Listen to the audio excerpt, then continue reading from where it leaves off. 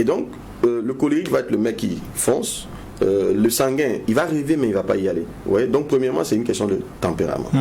Deuxièmement, c'est une question d'ignorance. Parce que si on ne comprend pas, moi je suis colérique, mais il a fallu que j'étudie ce que c'est qu'une vision pour comprendre comment la structure, pour comprendre toute la puissance qui est contenue dedans et comment c'est ce principe qui paraît banal et simple, qui peut booster un homme, qui peut l'amener à aller chercher l'énergie en lui pour transcender des difficultés inimaginables. Mais il a fallu étudier ce concept, il a fallu le découvrir, l'étudier vraiment, lire énormément de livres, participer à des séminaires, me faire former, coacher, etc., par des aînés, etc., pour finalement comprendre ce que c'est et voir comment l'utiliser au quotidien. Donc après, même si vous avez le potentiel, il faut vous former.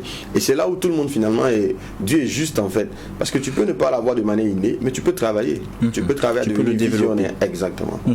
Mais transformer une entreprise en entreprise durable, est-ce lié aussi à la discipline financière ou à l'investissement aussi? Absolument.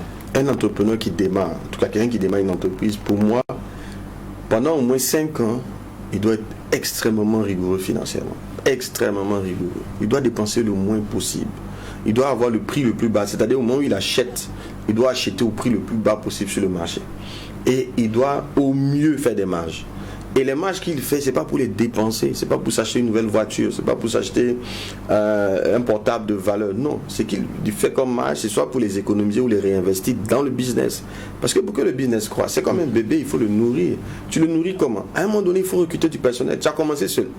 Tu as commencé avec des amis qui t'aidaient comme ça et là. Mais si ça grandit, il faut améliorer la qualité de ton personnel. Et un des personnels clés, avec 2 personnels clés avec lesquels il ne faut pas blaguer, c'est ton comptable.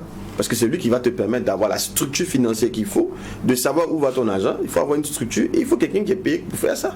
D'accord? Et qui sait le faire.